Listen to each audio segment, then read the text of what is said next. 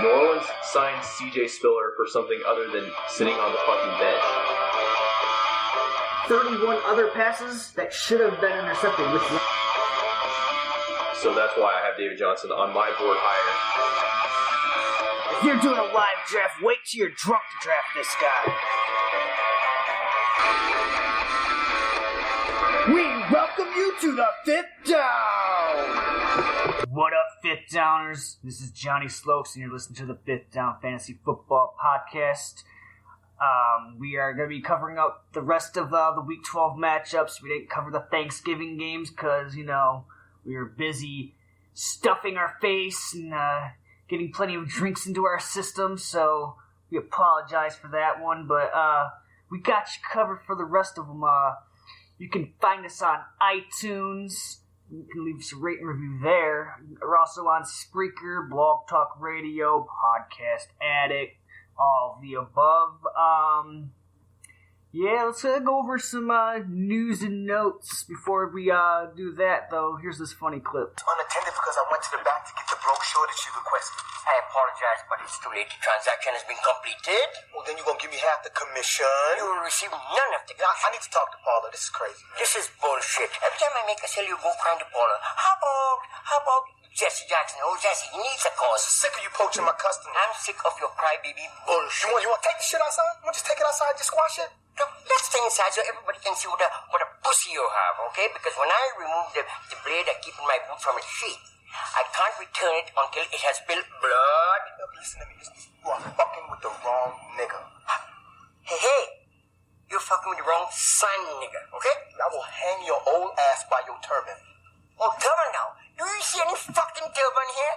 Do I talk like a turban guy? Do I say, hey, Jay, do you want a Slurpee? You want a Slurpee? Fuck you, okay? I was born in Brooklyn, okay? My accent's the fucking Brooklyn accent, okay? Alright, Gronk is going to be a game-time decision, which is kind of like a U-turn from what we expected earlier this week, how they were saying he's going to miss this game, but he made the trip with New England to go over to New York, so he's going to be expected to play at least, so that's good news for New England. Sammy Watkins will play this week for the first time in a while.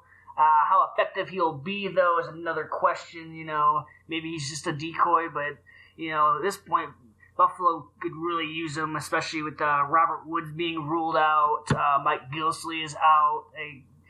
They do get LaShawn McCoy, though, back. He's good to go. He had that thumb issue. He had the surgery.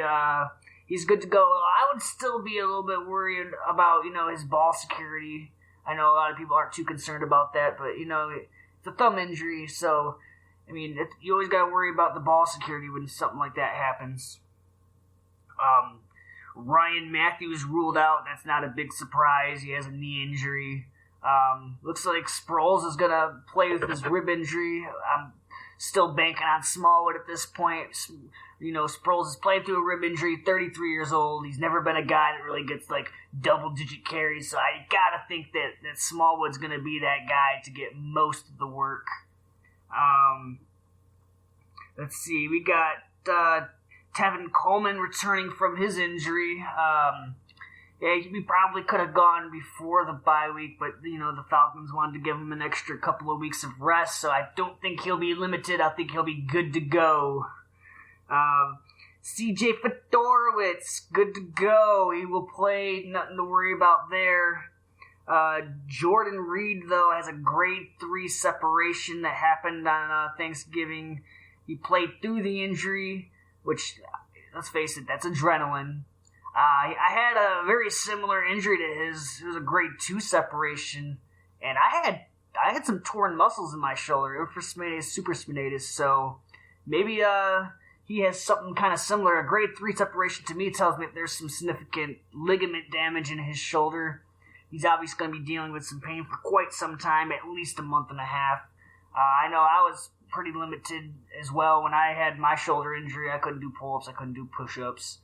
So, obviously he's a professional athlete and I am not, but One good news, though, is it's reported that he does not need surgery, but he's going to be dealing with quite a bit of pain. We know the NFL, they give him the good stuff, so maybe he could play with it, but I'd be a little bit worried about it if I was a Jordan Reed owner. I'd expect him to be limited for quite some time, probably for the rest of the fantasy football season, so no good. Jeremy Maclin ruled out this week. This is the third game in a row. I think it's the third game in a row where he's missing. Even if he was playing, you're probably not going to play him anyways, or they're going against Denver. We already touched on Robert Woods. Luke Kuechly, I know this is not like fantasy news, but Luke Kuechly's ruled out this week. The only reason why I'm bringing it up, though, is because, Carolina's defense has been rock solid lately, and, obviously he's a big part of that. He's the signal caller, and without him, that could be a pretty big blow. So they're going against Oakland, which is a pretty good offense. So that's why I felt the need to bring Luke Kuechly up. Mark Ingram, he is expected to play this week after being concussed last Thursday. Good for him, but he's been sharing a lot of time with Tim Hightower anyhow, and it just seems like a week where, he's coming off of a concussion. Maybe they do work this right down the middle, or maybe Hightower gets a bigger share of the workload. So I'm not as big on Mark Ingram this week. We already touched on Mike Gilsley being out. Yeldon hasn't practiced at all this week. There hasn't really been any updates or reports about his injury, but if he hasn't practiced all week, I have to say, he's probably not going to play this week. So maybe Ivory can get a big workload. I know he's only averaging something. I know it's definitely under 4 yards a carry, but look for him to have an increased workload. Julius Thomas is also out. I'm not like he was doing a whole lot anyways. Michael Floyd, game time decision. Once again, he hasn't been doing a whole lot. It seemed like he was benched the last game, so he's kind of been in the shitter this year, so that's no good. Let's go over to our first matchup on our slate. It's the Tennessee Titans going on the road to the Chicago Bears. The Bears' defense has been in disarray. They've been slumping, and now they're losing Jay Cutler. They lost Alshon Jeffrey. So they also lost Zach Miller. This team's going down the toilet real quick. Vegas has Tennessee as 6-point favorites on the road. Over and under is set at 42. I would definitely have to go with Tennessee to cover this spread. They've been, especially Mariota. Mariota's actually the number 3 quarterback in fantasy football right now. He has since week 5. Mariota has 19 touchdowns to only 3 interceptions, and besides week 3 and 4, he's had a multi-touchdown game in every single game this year. So Marcus Mariota's been on fire. So I'm really looking forward to starting him. DeMarco Murray, he has 8 rushing touchdowns on the season. He's going against Chicago, who's actually been pretty decent against the run. I think they're 12th in the league against the run. They've also given up 8 rushing touchdowns. It just seems like a game where, Tennessee's going to get up early, and then they're going to want to milk that clock and chew up the clock afterwards. And I really like DeMarco Murray in this game, actually, despite the fact that Chicago's 12th against the run. I think that, DeMarco Murray's going to get a heavy workload. They have kind of shied away from Derrick Henry. So, yeah, look for Murray to have a good game. Don't look now, but Rashard Matthews is wide receiver 23 in PPR leagues. He's been on a tear lately. I believe he has 6 or 7 touchdowns the past 7 games. He's looking fantastic. I know he didn't score last game, but he still had 100 yards. This guy is he's everything that we thought he was going to be preseason. So that's good. I know he didn't really start off hot, but he's definitely starting to pick up his game in the second half of this season. And, I think obviously Sharp will be a part of this offense, but I think a guy that might be a sneaky play this week is Kendall Wright. I know he's a rotational player, but this Chicago defense is in shambles right now. I definitely think that there's room for a guy like Kendall Wright to have some production in this game. Obviously, if you have Delaney Walker, you're starting him. He's the number 3 tight end in PPR leagues right now. Chicago's been pretty decent against tight ends, but I wouldn't be too worried about it here. You will have probably like Trevathan on him. I think that's a big part of the reason why they're pretty good against tight ends. He's a pretty decent coverage linebacker. So, I mean, obviously there's going to be some better plays at tight end this week, but if you have Walker, you're starting him, let's face it.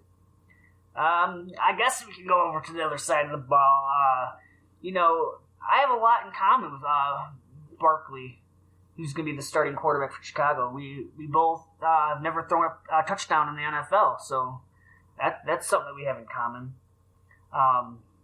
It's not looking good with him as the starter. I mean, I would consider sitting down Jordan Howard. I'd consider sitting down Meredith. You don't know, really, honestly, you don't, out of all the Chicago receivers, you don't know who's going to be that go-to receiver with Barkley. And I really don't think it matters. I think he has like a career completion percentage of like 41% or something like that. I mean, they got Cameron Meredith, you got Marquise Wilson, you got Eddie Royal. You don't know who's going to be that number 1 receiver over there with that guy at the helm. So, ouch. There's not a single player on Chicago that I would start at this point. I feel like we could just move on. So, let's go over to the next game. We got the Jacksonville Jaguars. They are going on the road to the Buffalo Bills. I'm a guy that kind of worries about teams like Jacksonville and Tampa Bay and teams like that play on the road against these cold weather teams. I mean, Bortles is already struggling as it is. I mean, it's not going to improve if the weather gets worse. I'm not saying that the weather's going to be bad in Buffalo. I don't know. I haven't checked on that. But I'm just a guy that's like, it's 30 degrees outside. Maybe they aren't interested in playing this game anymore, you know? Bortles is actually surprisingly the number 10 quarterback this year so far, but let's face it, he's not passing the eye test. He looks awful. He gets to go against Buffalo, who's really improved against the pass over the last few weeks. So that's not something to look forward to.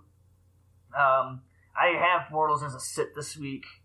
A guy I do kind of like a little bit this week is Chris Ivory. I know he's only averaging 3.6 yards per carry. He's only got 1 touchdown on the season. But the thing that's working in his favor is the Buffalo Bills have given up 12 rushing touchdowns this year. So that's maybe an area where Jacksonville can exploit them a little bit if they can get into the red zone. You know, I do like the way Chris Ivory runs the ball. He runs hard-nosed. So, Allen Robinson, he's been a disappointment early in the season. He's starting to pick up his play a little bit, only because he's getting touchdowns. He seems like he's more touchdown dependent these days. He's wide receiver 21 in PPR leagues. He's getting a lot of targets, but those targets are a lot of them are at his feet, and he has to make some really good catches in order to be productive. So that's something I'm not really interested in. But if you have Allen Robinson, I do feel like you could start him against Buffalo. Some interesting numbers, though, about the other receivers in Jacksonville is Marquise Lee compared to Allen Hurns. Marquise Lee has 63 targets. Allen Hurns has 69. But Marquise Lee has 8 more receptions, and he has nearly 100 more yards than Allen Hurns. So, I mean, we all expect Allen Hurns to have a regression, but we didn't expect him to be the number 3 receiver over there in Jacksonville. That's just insane. No tight end to speak of over in Jacksonville because Julius Thomas is out. So we can go over to the other side of the ball where we got Tyrod Taylor, the number 17 quarterback this year in fantasy, going against Jacksonville, who has an underrated defense. They have been stopping the pass decently this year. I do have Tyrod Taylor as a sit. I know he could get some rushing yards, but I really prefer my quarterbacks just to be able to get it done through the air, and I don't know if that's something he can do this week. So I have Tyrod Taylor as a sit. It's not the greatest of matchups for him. I do think they're going to lean on McCoy heavily in this one. He's the number 8 running back in PPR leagues. He has no Gilsey to worry about stealing any of his work. I do like McCoy this week. I think this is a game where maybe they kind of slow him up in the beginning of the game, but as this game goes on, Buffalo's going to build a lead, and then maybe they keep on handing it to him, and he eventually just breaks free in the second half. It's definitely something that I could see happening, so that's why I like McCoy this week. If you have Sammy Watkins, good for you. Good for picking him up, stashing him. Don't play him this week. He is not a play that I would recommend. Maybe if your playoff life is on the line and you absolutely need a high upside play, then you could start him. But I mean, if you have a better option, which you probably do if you're stashing him, like I was, you're probably strong at other areas on your team. You can afford to sit him down on your bench.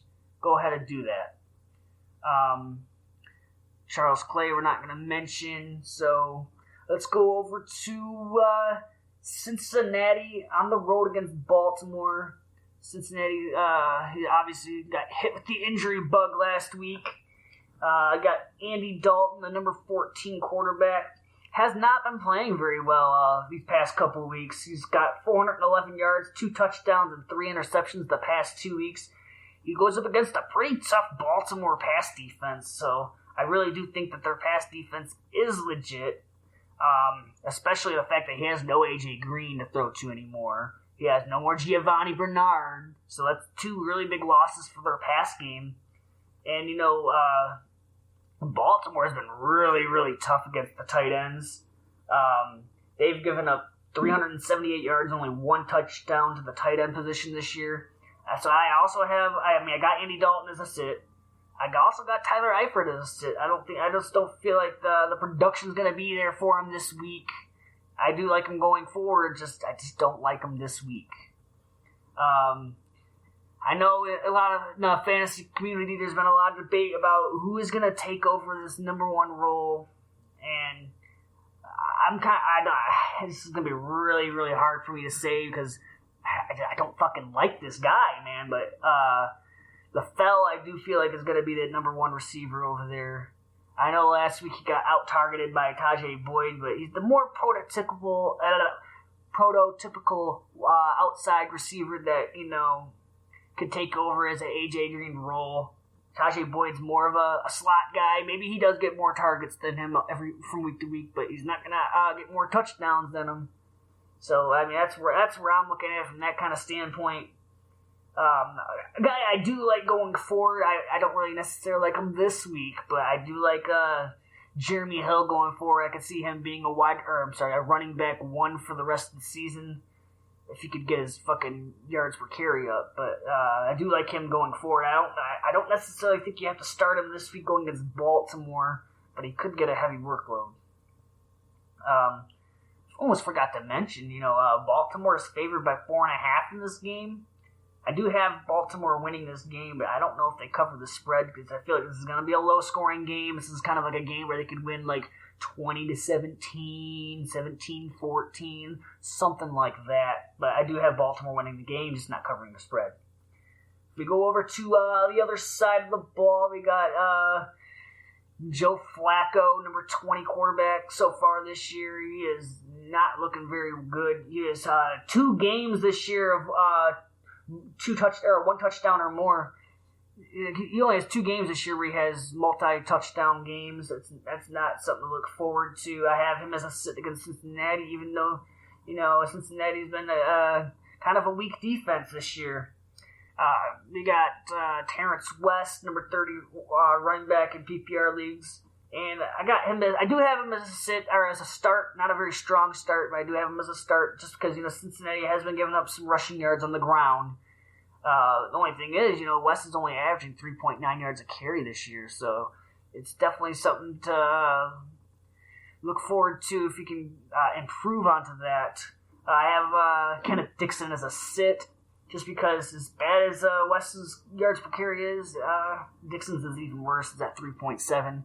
So I got Dixon as a sit this week. I'm sorry, guys.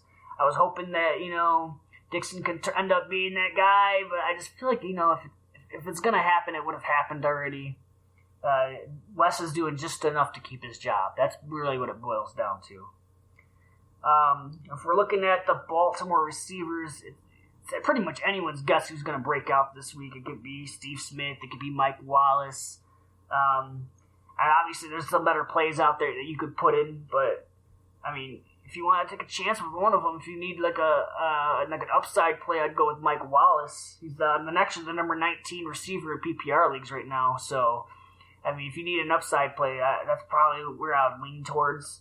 But you can play Steve Smith off name value alone, but that could hurt you. So, I got Dennis Pitta as a sit this week. He's the number 17 tight end in PPR leagues. I know Cincinnati's been pretty bad against tight ends. They've given up 733 yards and 6 touchdowns to the tight end. But, Dennis Pitta hasn't scored a touchdown in almost 3 years. So, I don't know how. There's just not enough upside to playing him for me to want to say, oh, yeah, let's do that. So, that's where I stand with that one. Let's go over to Arizona, going on the road against Atlanta. Atlanta is 6-point favorites. The over and under is 51. I gotta go with Atlanta to cover this spread. They play a lot better at home.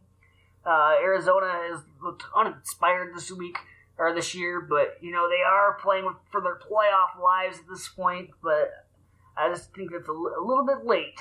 I got Matt Ryan, the number 5 quarterback this year. He has a tough matchup against Arizona, but he's proven earlier this year that he's been able to have some decent games against tough defenses like Denver, So I'd feel a little bit uneasy about playing him, but if you have him, like, you might as well start him. He's been doing really good this year. Devontae Freeman, the number 10 running back in PPR leagues. He's a guy that I think you can still play against a tough matchup. But, Tevin Coleman's coming back, and I think that maybe he might offer a little bit more upside because for some reason they like to throw him the ball, which is not something that I was really expecting. I was really expecting, Devontae Freeman to be that guy. But I think Tevin Coleman could be that upside play out of those 2 running backs. Julio Jones, he's the number 3 receiver this year in PPR leagues. You might get Patrick Peterson treatment. It just depends because I feel like if Atlanta can move him around the formations, maybe they can get him off of Patrick Peterson. I could still see Julio Jones having a great game. So, because I do think that they'll try to have Patrick Peterson lined up on him as much as possible. But if they move him around consistent enough, he's going to get lost in coverage, and you'll see what happens when that happens. Atlanta, their defense has been giving up a lot of passing yards, but I still don't feel comfortable playing Carson Palmer. I mean, he couldn't get it done against the San Francisco 49ers. What makes me think he's going to get it done here? I can see why you'd want to start him. Me personally, if I have him, I'm not playing him. Honestly, if I did have him at one point this season, I'd definitely have had him already on the bench, not only on the bench, but on the waiver wires. I would have cut him. Honestly, at this point, I couldn't have Carson Palmer even if it was for free. Like, to me, in my eyes, he's been that bad. I know there's a couple of weeks where he had some 300-yard games and it looked like he was starting to come on, but, that passing game looked like it's in shambles. You got Larry Fitzgerald, and that's it. So, Larry Fitzgerald, the number 6 wide receiver. He's still getting it done at an old age. I really like what I've seen out of the guy. This could have been a week where, you could see maybe John Brown or Michael Floyd getting some deep ball plays, but even with that, I wouldn't feel comfortable playing them because we just haven't seen it. I don't really feel like I have to touch on David Johnson too much. He's the number one running back in PPR leagues. I don't really think you have to touch on him too much. He's already proved he's matchup proof. You can pretty much start him against anyone, which you're probably going to start him anyways, even if he has a bad matchup. But this is actually not a bad matchup for him at all. So, yeah, look, I know Atlanta actually gives up a lot of receptions to the running backs, so that works even more into his favor. And you got to figure that he's going to get a heavy workload. So, let's go over to the New York Giants on the road against Cleveland. I haven't really looked at the weather report, but it's another cold weather game. But, I I don't think that'll affect Eli Manning too much. He's gotten 9 touchdowns in the past 3 games. Kind of another guy that's been a disappointment at quarterback, but he is starting to pick up his play lately. He gets a very juicy matchup against Cleveland. New York is one of those teams that doesn't run the ball very well, and they might ask Eli Manning to do a lot of the damage for them. So look for him to get into a groove early on, and that'll set the tone for the rest of the game. So I got Eli Manning as a start. I got Rashad Jennings though as a start as well. He's got the game script on his side because they're gonna try to chew up some clock eventually. He's gotten 70% of he's gotten 70% of the snaps last week, and he had 26 touches. So clear cut number 1 running back over there. That's not anything you got to worry about. You ain't got to worry about Paul Perkins or anyone else on that team. He is the clear cut number 1. I don't really got to go into much depth about Odell Beckham. You have him, you're starting him. The question is, though, how does people feel about Sterling Shepard? He's a touchdown in 3 straight games, so that's really good. You're like, yeah, that's really good, But, I really haven't seen an increase in yards at all. He's only gotten, I think, 2 games this year of over 70 yards in a game, despite his target share has actually been pretty good.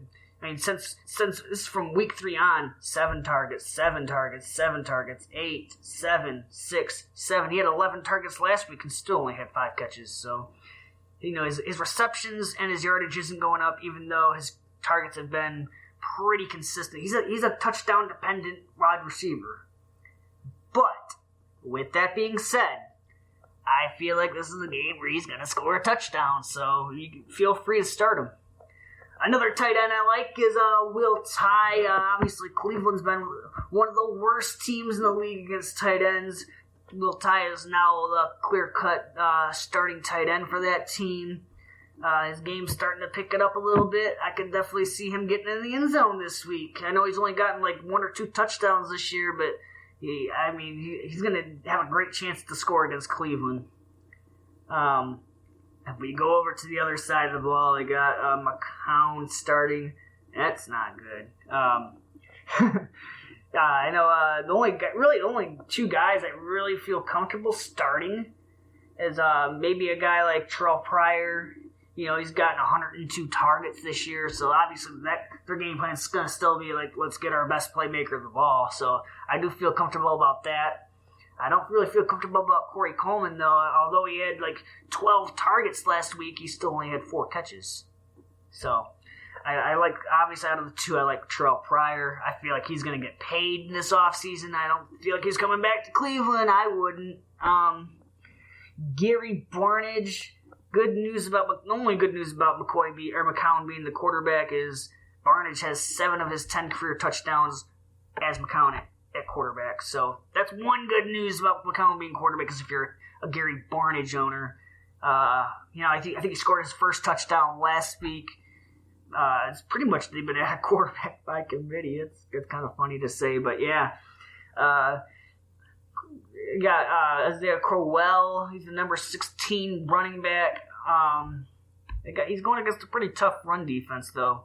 So I don't know how I feel about that. I really feel, like I said, I feel good about Pryor. I feel good about Barnidge.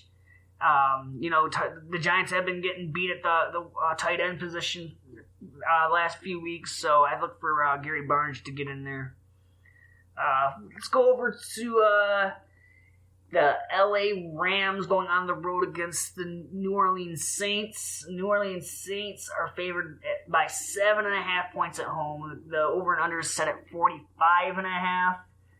I just don't know if LA has enough firepower to keep up with the Saints. Although, LA is number 5 in the league defending the pass, so that's good.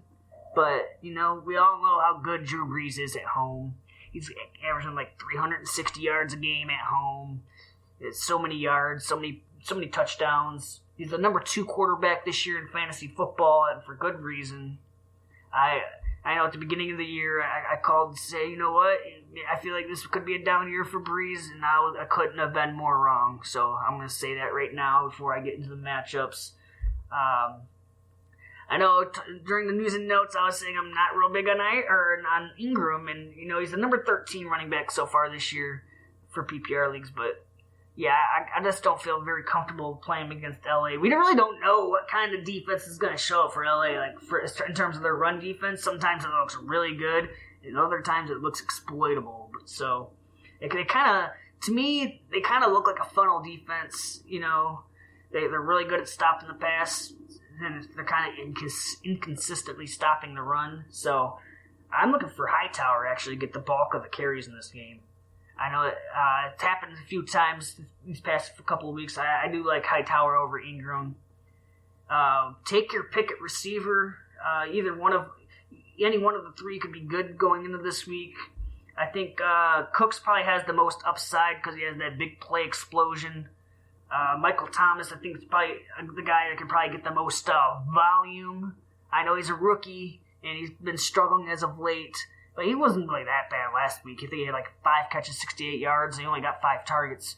But I'm saying I think that he could probably be the guy to have the most volume on that team. Snead, he's been coming up as of late, but I'm the lowest on him out of the three. If you have Kobe Fleener, don't play him. He's been very inconsistent. Yeah, he actually is the number 12 tight end in PPR leagues, but that just goes to show you how bad the tight ends have been this year because he's been very, very inconsistent.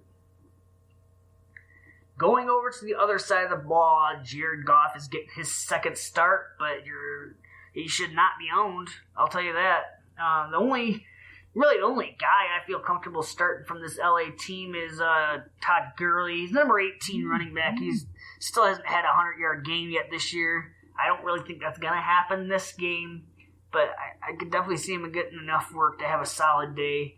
I probably got him as a top 15-ish type of guy.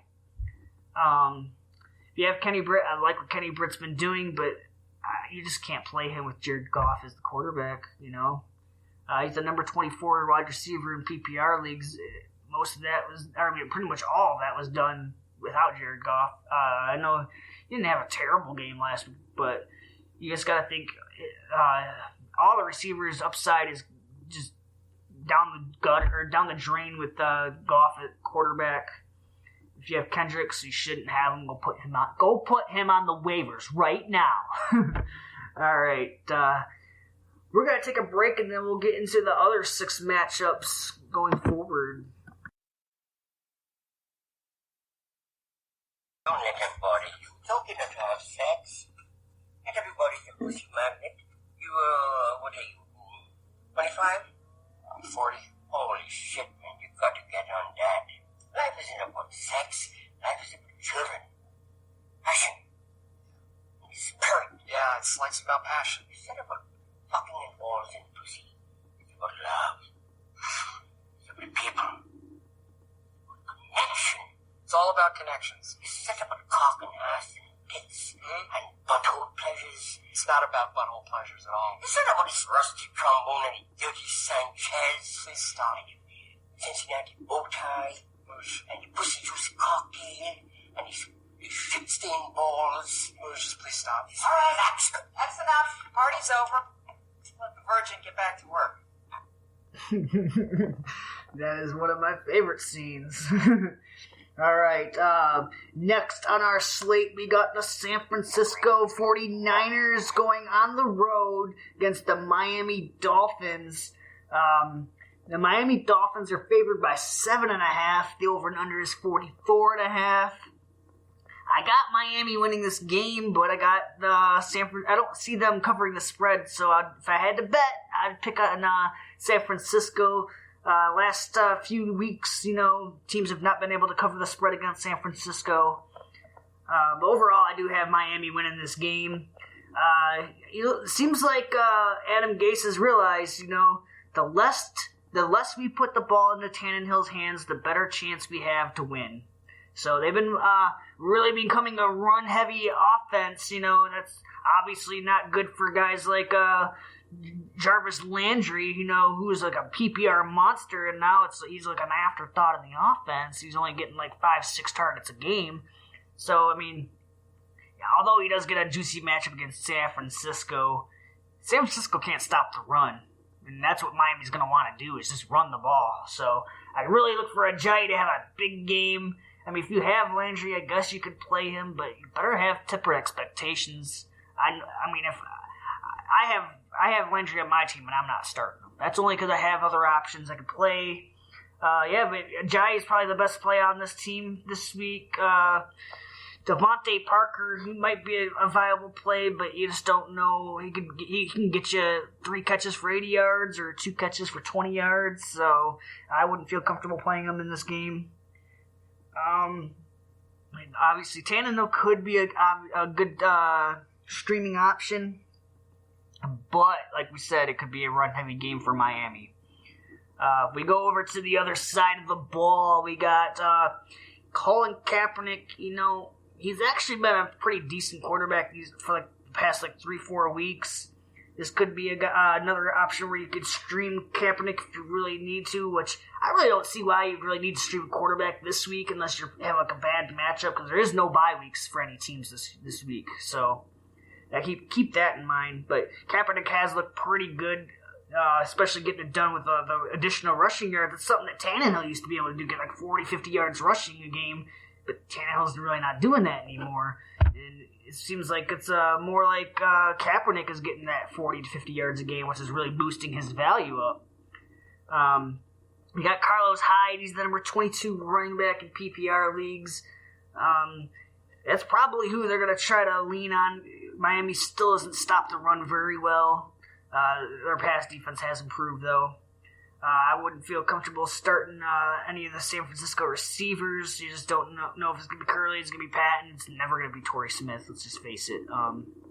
I think the one other guy that I like on San Francisco is Vance McDonald. He's really been coming on as of late.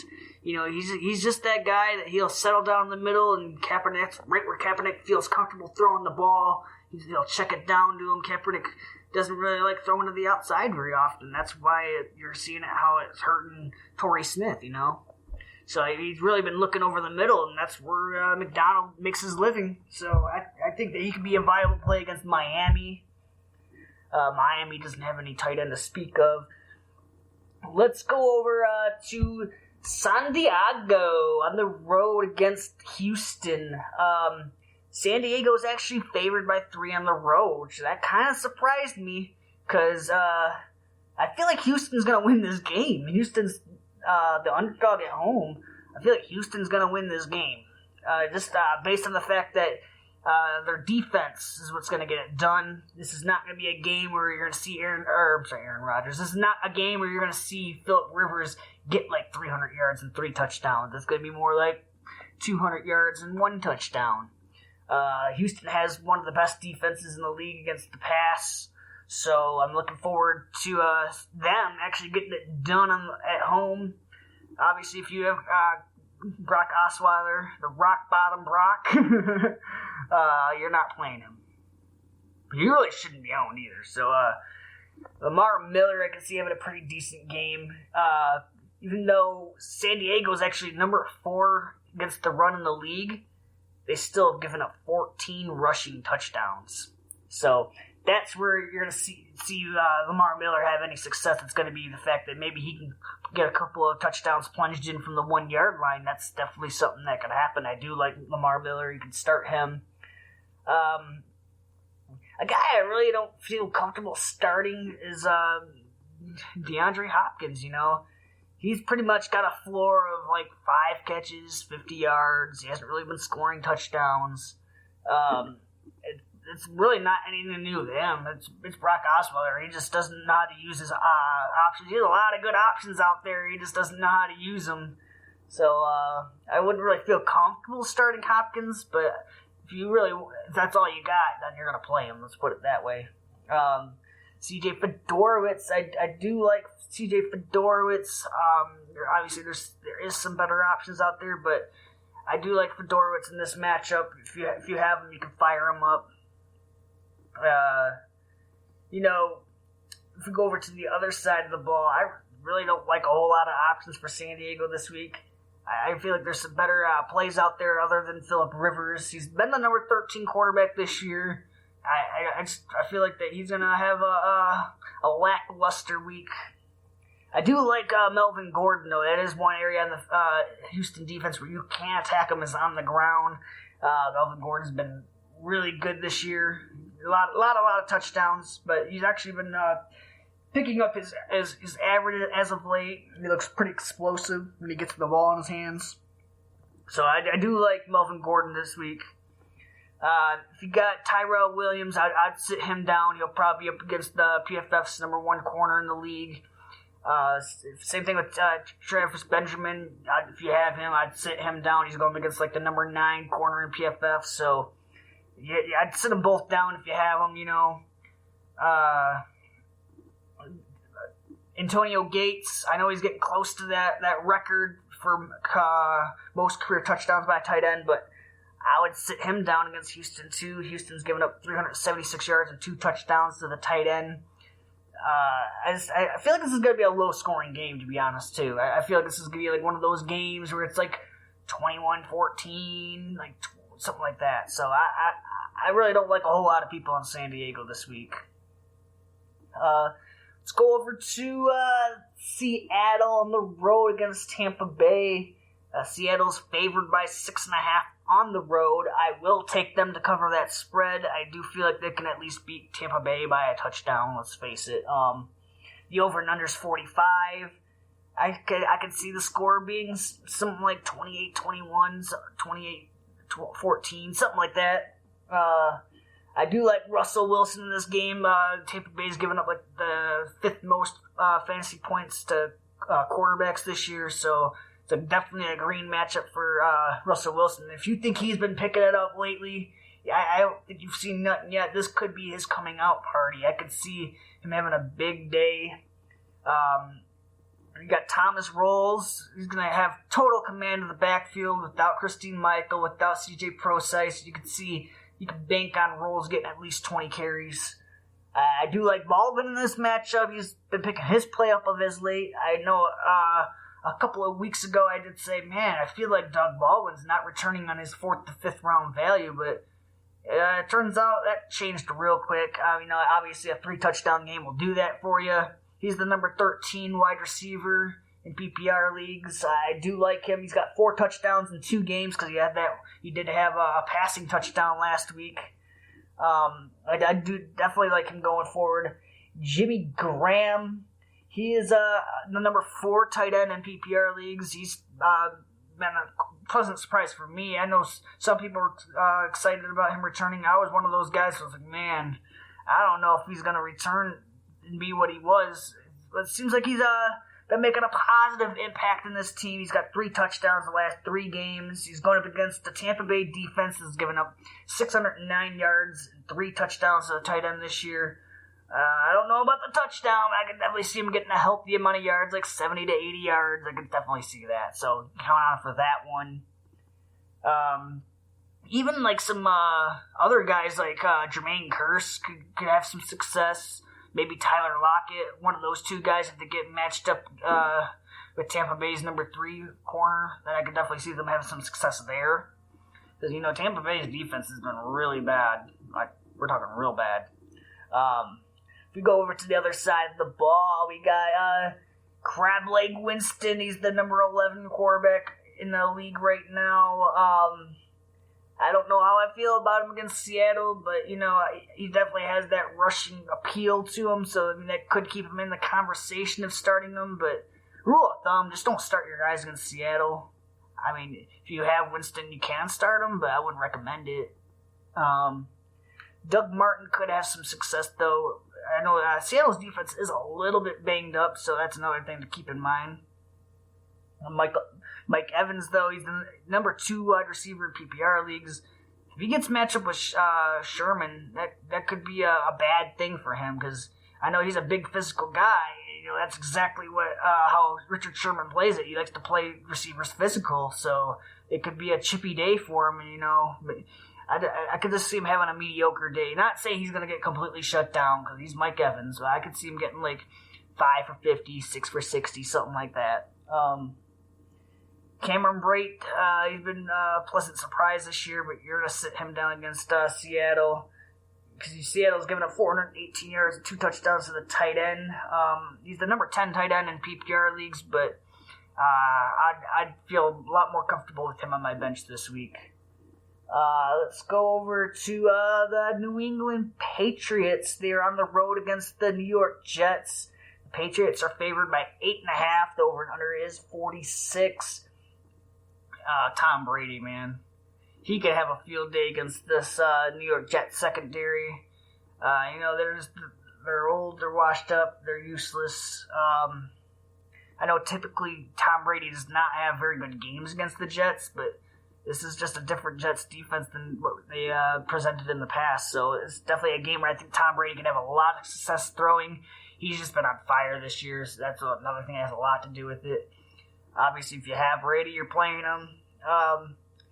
This might seem a little bit crazy, but I'm going to say if you have Garrett Blount, maybe you consider sitting him down. Like, yeah, the game script is going to be on his side where you can get a heavy workload, but he's going up against a pretty tough run defense. So that's one reason why I would consider sitting him down. And maybe this is just a pass-heavy game for Tom Brady. I could definitely see something like that as well. Julian Edelman, number 31 in PPR leagues, I'd fire him up as a start. Gronk is playing, so keep that in mind. If he's active, you got to start him. I mean, I don't really feel that comfortable starting him, but if he's active, you're starting him. But definitely, if you have Martellus Bennett, I think you could play Martellus Bennett this week as well because the Jets haven't really been stopping the tight ends very well. And, Bennett's had some successful games with Gronk in the lineup, too. So you could definitely play Martellus Bennett. All right, let's go over to the other side of the ball. I believe it's going to be Ryan Fitzpatrick getting the start, and that's not good. Maybe it's good for Brandon Marshall, who's been on a real big slump in the second half of this year. He's the number 40 wide receiver in PPR leagues. He just hasn't been the same. The quarterback play has really hurt his value. There's a number of guys I'd probably play over Brandon Marshall. I'd probably have him as like a back end wide receiver 2, maybe a high end wide receiver 3 at this point. You could still start him, I guess. New England is number 16 against the pass, so there is some room to be there for him to operate. Other than that, I wouldn't consider any other pass catchers in Nunwa. You should be on the waiver wires. Leave him there. Forte, I do like this week. He's the number 6 running back this week. I do like him. I even like Blom Powell too, because I think that maybe he could get a lot of receptions when they're in the hurry up mode trying to come back. I could definitely see him getting 5-6 catches. That's really good for PPR leagues. So I do like both Powell and Forte this week. Other than that, that's the only 2 players I like on this team. All right. Let's go over to Carolina. They are going on the road against Oakland. Oakland's favored by 3. The over and under here is 50.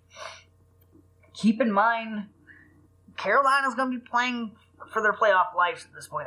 They're 4-6. And if they lose another one, you can pretty much count them out. They're really going to be coming after Oakland in this one. I just don't see Oakland losing this one on when they're at home. Derek Carr is the number 12 quarterback in the league this year. He's a guy that could have gotten double-digit rounds. I do like him against Carolina. I know Carolina's defense has been pretty good lately, but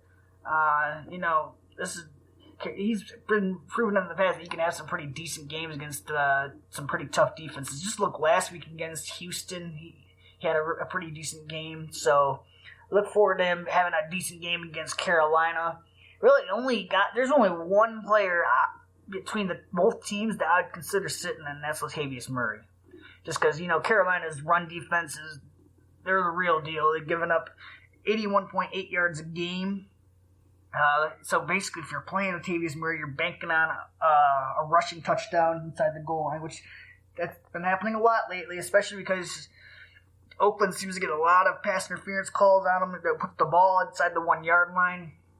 And that's what's leading to a lot of Latavius Murray's touchdowns. Amari Cooper, you could play him. He's the number 9 receiver in PPR leagues this year. You can play him. I think he'll have a good game. I know there's certain weeks where he seems to get lost in their game plan, but I don't think that's going to be one of these weeks. I think that both him and Crabtree are going to get plenty of work. They're going to both be very productive. I could see both of them getting a touchdown too. So you got to like both of them. Luke Kuechly's been out, and Carolina has been kind of weak against tight ends, so you could have a sneaky play with Wolford, but I wouldn't really feel comfortable doing that. I mean, obviously, he's, I think, still another year away from being productive. What's going to really boil down to is, can Carolina get after Derek Carr? Because Carolina has 30 sacks in the season, and Oakland has only given up 11 sacks in the season, which I believe is the least amount in the league. So it's pretty much a strength against strength, because 30 sacks is, I think, probably tied for second in the league. So strength against strength, it's going to see. Are they really going to be able to get some pressure against Derek Carr? Because I think that's what's going to boil down to. If they can't get pressure on Derek Carr, it's going to make things pretty easy for him. So that's probably one of the reasons why he's been so successful this year, too. Let's go over to the other side of the ball. We got Cam Newton. Cam Newtown. He's the number 15 quarterback this year. He's been kind of a disappointment, but he's going up against an Oakland defense that's been very susceptible against the pass and the run, really. But I could see Cam Newton being a dual threat in this one and having a good game. One guy that is kind of another disappointment is Jonathan Stewart. He's the number 42 running back in PPR leagues. He's got less than 400 yards on the season. He does have 5 touchdowns, but I was expecting a lot more out of him this year. I thought he could have been like a very good steal in like the 5th or 6th round for running backs. He's been kind of a disappointment, but I mean, it's kind of hard to sit him down when he's playing against Oakland. That's a very good matchup. So I got him as a start. Kelvin Benjamin, he's going to have a better game than last week. I got him as a start. When the fuck is he going to get a touchdown, though? So it seems like it's been like forever since he's had a touchdown. So, I mean, you got to hope for some positive regression coming his way. Greg Olsen is another guy that's been kind of quiet lately. He's still the number 2 tight end in PPR leagues, but I mean, it's been a while since he finished as a top 10 tight end. So, really looking forward to him bouncing back. I got him as a start. Oakland's historically been bad at stopping tight ends. I believe that's the Sunday night game. No, it's not the Sunday night game. Sorry, my apologies. The Sunday night game is, I believe it's Kansas City on the road against Denver. Denver is favored by 3.5 in this game. It is the lowest over and under this week. It's set at 39, so Vegas does not think there's going to be a lot of points scored in this one. I tend to agree as well. I think that, Kansas City, their defense could be a very interesting play at DFS leagues just because, I mean, it's Trevor Siemian. They shouldn't have too many issues with that. They're getting Justin Houston coming back. So, I do think, though, I'd have to go with Denver in this one. They're going to get some home cooking, I think. You're not starting either quarterback. Alex Smith isn't a viable play. Trevor Siemian's not a viable play. If you have Devontae Booker, I'd try to find someone else to play. I got him as a sit. I still like Ware. I still like him. I got him as like a top 15-ish type of player this week. The question is, though, will they get close enough in the red zone to where he can score a touchdown? Because he seems to be fading a bit in that category. He hasn't been scoring the touchdowns.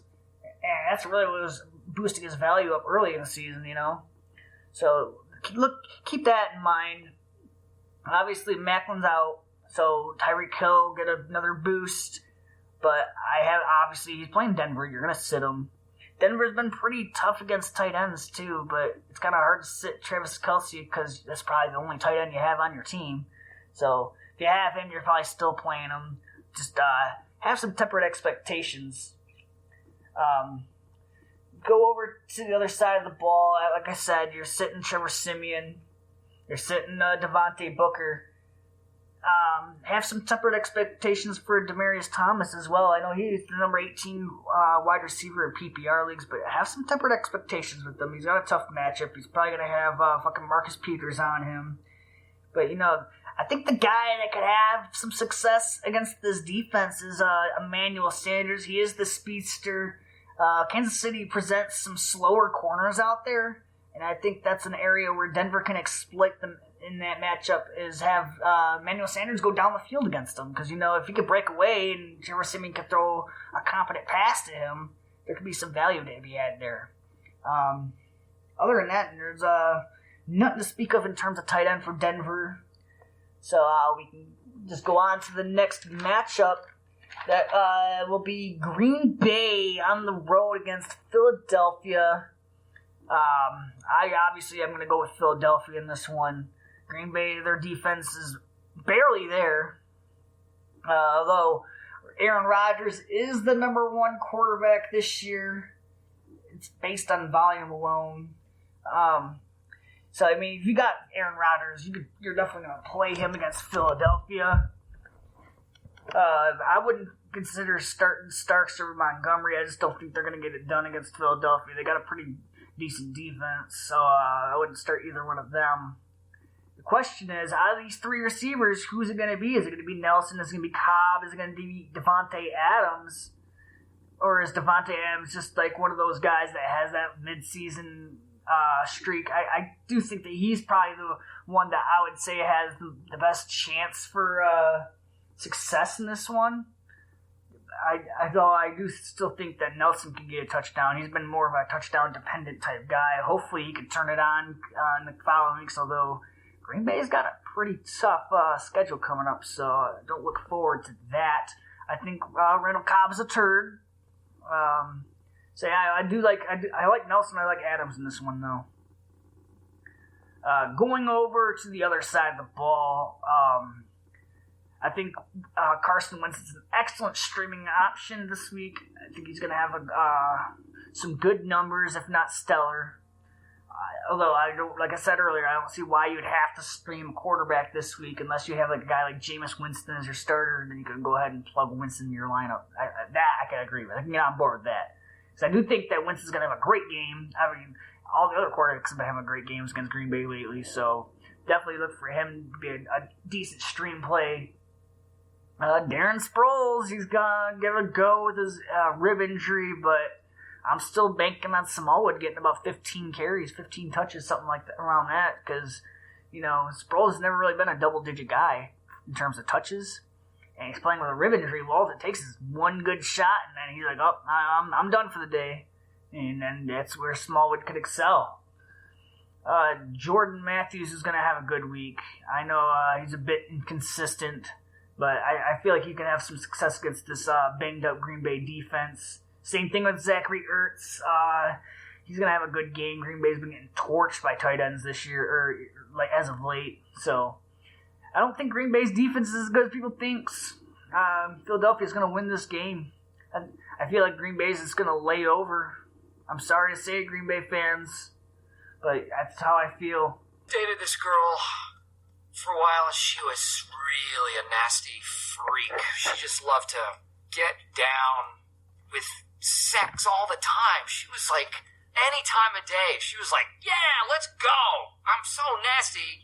And I'd be nailing her. Oh, shit. She'd be like, oh, you're nailing me. Cool. She talk dirty to you? Oh, she loved to dirty talk. Totally into it. She'd be like, yeah, let's screw. I want to fuck. God, it was so dirty. She'd be like, oh, me so horny. Me love you long time. That'll pretty much do it for the matchups. I just want to give some words of wisdom. For some of these matchups where, you have receivers that have tough matchups. Like, say you have Julio Jones. Maybe he does get shadowed by Patrick Peterson, and you're a little bit worried about that. Have a high upside guy in your lineup that could maybe replace some of the points that Julio Jones doesn't get, or same thing if say you got Mike Evans going against Seattle. have someone else in your lineup that has a high upside potential to make up for points that he may or may not get. You know what I mean? I mean, it might give you still like a goose egg, but you still want to play. You want to try to maximize your potentials. With what I'm trying to say. If you have some tough matchups, save your flex position open. And that'll definitely help you out. Same thing goes for running backs. If you have some running backs with a tough matchup, maybe consider someone with a higher upside. Just some words of wisdom to have you guys chew over. I know this is being recorded on a Saturday afternoon. We'll try to get to you for this evening and for tomorrow morning before the matchups come out. I'd like to thank you guys. Thank you, Fifth Downers, for tuning into our shows. You can find us on iTunes. You can find us on Spreaker. You can find us on Blog Talk Radio. We are on Podcast Addict. I just checked the app and I was like, wow, yeah, our shit's been updated. That's cool. So, you can find us at all of those. If you have any questions regarding your fantasy team, you can ask us on Twitter at the Fifth Down FF. Also, check out our website. We have the Fantasy Football Podcast Network. It's some of the greatest minds in football in the Fantasy Football Podcast Network. Give them a shout out. It's over 20 podcasts of fantasy football goodness of all different varieties. We got some other redraft leagues. We got dynasty leagues. We got some DFS shows. There's even an IDP podcast, IDP Blitz. So check that out. Other than that, that'll do it for today's show. Stay classy, Fifth Downers. We'll be getting back to you on Monday with our waiver wire show. So, peace out, Fifth Downers.